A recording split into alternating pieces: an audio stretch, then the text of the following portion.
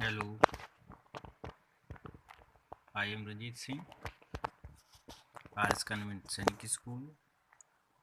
Today I start determinant.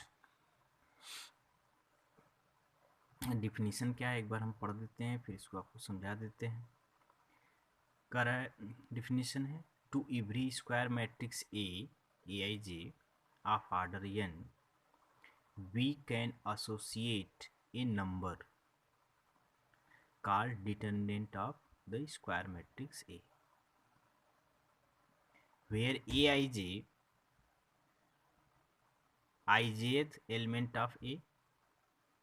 This may be through of a function which associate each square matrix with a unique number. If M is the set of square matrix and K is the set of numbers and F is a function from M to K defined by F of A is equal to small k, where A is element of M and K is element of K. It is also denoted by mod में A और determinant of ए और delta. कहने का मतलब है कि अगर कोई स्क्वायर मैट्रिक्स है तो उसका एक जो है स्पेसिफिक वैल्यू निकाल दें, यानी उसकी एक स्पेसिफिक वैल्यू लिख दें उस पूरे मैट्रिक्स को, तो वही उस मैट्रिक्स का डिटर्मिनेंट होती है। बात समझ में आ रही है? जैसे किसी भी मैट्रिक्स का हम एक स्पेसिफिक वैल्यू नहीं निकाल सकते थे, अगर हम उस मैट्रिक्स का स्पेसिफिक वैल्यू निकालें वही उस मैट्रिक्स का डिटर्मिनेंट हो जाता है। क्लियर है? या हम देखिए दूसरा भाषा में लिखा हुआ है कि मैट्रिक्स एक तरह का क्या है, डिटर्मिनेंट एक तरह का क्या है, फंक्शन है, जो कहाँ से कहाँ तक डिफाइन है कि वह set of all square matrix से एक स्पेसिफिक वैल्यू के, यानी अगर यम कह देंगे तो सेट ऑफ ऑल क्या है, स्क्वायर मैट्रिक्स, के is the set of number 1 2 3 -1 2 ऐसे समथिंग।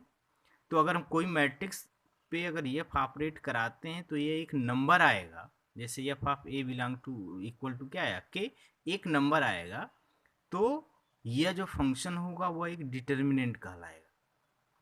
क्लियर है ना? जैसे यहाँ हमने कहा कि एफ ऑफ ए किसका है, इस मैट्रिक्स के कलेक्शन का कोई एलिमेंट, कोई मैट्रिक्स ले लें, उस पर एफ ऑपरेट लगा लें तो एक नंबर आएगा, ठीक है, तो वह फंक्शन हमारा क्या होगा, एक डिटर्मिनेंट होगा। यानी हम कहेंगे कि आपका जो डिटर्मिनेंट भी एक तरह का क्या है, फंक्शन है। कहाँ से कहाँ तक डिफाइन है, set of all square matrix से स्पेसिफिक नंबर तक। इसको कैसे लिखते हैं कि माड में ए लिखते हैं, माड नहीं समझना है, यह ऐसे दो पाई खींच के ए लिख देंगे, या इस तरह शॉर्ट फॉर्म में डी ई टी ब्रैकेट में ए लिखते हैं या डेल्टा लिखते हैं। जैसे एक स्क्वायर मैट्रिक्स है, देखिए मैट्रिक्स में देखिए बड़ा ब्रैकेट बना हुआ है, तो ये स्क्वायर मैट्रिक्स है, then determinant of A is written as, ऐसे दो पाई के बीच में लिखिए या पाई के बीच में पूरा एलिमेंट लिख दें, या इसको डिटर्मिनेंट ऑफ ए कहते हैं। कुछ इसके नोट हैं, ध्यान से समझने की कोशिश करिए। फॉर मैट्रिक्स ए, ऐसे जो value A is the read as A determinant of A not A modulus of A, यह मॉड नहीं समझना है, यह डिटर्मिनेंट बता रहा है, ठीक है। Only square matrix have determinant, ठीक है, स्क्वायर मैट्रिक्स का ही डिटर्मिनेंट निकलता है जिसके रो और कॉलम बराबर हैं, किसी और का डिटर्मिनेंट नहीं निकाल सकते हैं। जैसे 2x3 हो गया, ऐसा डिटर्मिनेंट निकलेगा हमेशा 1x1 2x2 3x3 4x4 का ही डिटर्मिनेंट निकलता है, ठीक है। जैसे ए कोई ऐसे मैट्रिक्स लिखी हुई है 1x1 यानी एक ही सिंगल एलिमेंट है, तो डिटर्मिनेंट ऑफ ए का मतलब है सेम एलिमेंट बाहर हो जाएगा। अगर यहाँ माइनस है तो माइनस के साथ बाहर है, प्लस है तो प्लस के साथ बाहर होगा। कभी भी नहीं समझना है कि मार लग गया है तो माइनस है तो बाहर करिए प्लस होगा, क्योंकि यह determinant not A modulus. 2x2 का जैसे मान लीजिए दिया हुआ है मैट्रिक्स, इसका डिटर्मिनेंट कैसे निकालेंगे, पहले मेन डायगोनल के एलिमेंट को मल्टीप्लाई करें, माइनस जो मेन डायगोनल नहीं है और डायगोनल है उनके एलिमेंट को मल्टीप्लाई करके सब्ट्रैक्ट कर दें, ध्यान समझिए, A D minus C B, कभी भी C B minus A D नहीं करेंगे, नहीं तो गलत हो जाएगा, A D minus C B होगा। अब अगर 3x3 का लिखा हुआ है तो 3x3 का कैसे निकालते हैं डिटर्मिनेंट? हर एलिमेंट जैसे A11 लिए तो A11 किस रो किस कॉलम में? पहले रो पहले कॉलम में, तो इसको हम क्या लिखें? -1 के पावर 1 + 1, पहला रो पहला कॉलम A11। अब जिस रो या जिस कॉलम में है उसको डिलीट कर दीजिए, जिस रो जिस कॉलम यानी पहले रो पहले कॉलम को डिलीट कर दीजिए, जो बचेगी वह 2x2 की क्या होगी? मैट्रिक्स होगी, यानी उसका डिटरमिनेंट वैल्यू लिख दिए। प्लस अब दूसरा एलिमेंट लेते हैं तो -1 के पावर 1 + 2 ना, वह एलिमेंट लिखते हैं A12, जिस रो जिस कॉलम में है डिलीट करिए तो क्या बचेगा? A21, A23, A31, A33, देखिए यहाँ लिखा हुआ है। प्लस तीसरा एलिमेंट लेते हैं -1 के पावर 1 + 3, यानी पहला रो तीसरा कॉलम, यह एलिमेंट लिखते हैं और इस रो और इस कॉलम को डिलीट कर दीजिए, यह जो आया है लिखा हुआ। अब 2x2 का कैसे डिटरमिनेंट निकाल रहे थे कि इनका इनका मल्टीप्लाई करके सब्ट्रैक्ट कर दिए, तो यही किया हुआ। देखिए -1 के पावर 3 माइनस होता है, इसलिए यहाँ माइनस लिख दिया गया है। क्लियर? फिर यहाँ प्लस। तो हम क्यों, अब ये देखिए पहले रो के रिस्पेक्ट में इसको एक्सपेंड किए हैं, हम चाहे दूसरे रो के रिस्पेक्ट में स्पेंड करें या तीसरे रो के रिस्पेक्ट में स्पेंड करेंगे, सबकी वैल्यू जो है सेम आएगी, यानी उस डिटरमिनेंट की वैल्यू चेंज नहीं होगी। देखिए हम एक क्वेश्चन यहाँ कर रहे हैं, आपको जो है समझा रहे हैं। देखिए ये लिखा हुआ है 1 2 3 4 5 6 7 8 9, ये मैट्रिक्स है, इसका डिटरमिनेंट निकालना है। अब एक चीज़ और जान लीजिए, हमेशा जैसे ये -1 के पावर 1 + 1 करेंगे, पहला रो पहले कॉलम, तो ये प्लस आएगा, ये देखिए माइनस आएगा, यह क्या आएगा? प्लस आएगा, फिर यह माइनस आएगा, यह प्लस आएगा, फिर माइनस आएगा, प्लस आएगा ना, माइनस आएगा प्लस आएगा। क्यों ऐसा आ रहा है? कि किस रो किस कॉलम में है उसके -1 के पावर दोनों को ऐड कर देना है। तो अगर इवन आएगा तो प्लस, आड आएगा तो माइनस, तो देखिए इसी तरह ये बनेगा। हम पहले रो के रिस्पेक्ट में इसका एक्सपेंड कर रहे हैं, ध्यान रखिएगा।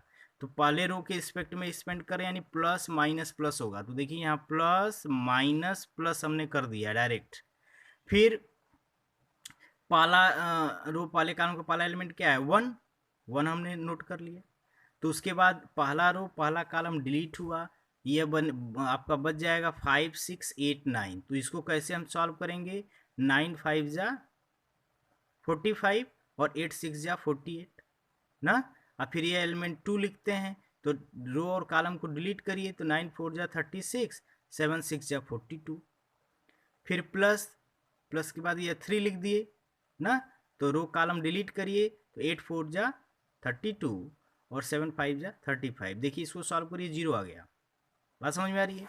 अब अगर हम दूसरे रो के रिस्पेक्ट में करते हैं तो दूसरा रो क्या है? माइनस प्लस माइनस, देखिए माइनस प्लस माइनस हमने कर दिया, एलिमेंट लिख दिया सब, और करस्पॉन्डिंग रो कॉलम को हटा के डिटरमिनेंट की वैल्यू निकालिए, देखिए तभी वैल्यू वही आएगी।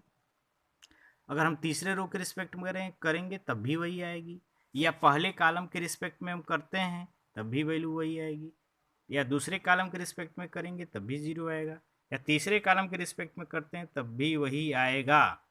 तो किसी रो या किसी कॉलम के रिस्पेक्ट में आप एक्सपेंड कर सकते हैं, बस आपको यही ध्यान रखना है कि -1 के पावर रो और कॉलम की वैल्यू ऐड करते हैं तो उससे साइन मिलती है। चूंकि 3x3 की साइन क्या होती है? देखिए यहाँ लिखा हुआ है, डायरेक्ट भाई हर बार तो लिखेंगे नहीं, निकालना है तो ऐसे नोट कर सकते हैं कि plus minus plus minus plus minus plus minus plus, ऐसे करके एलिमेंट लिखिए।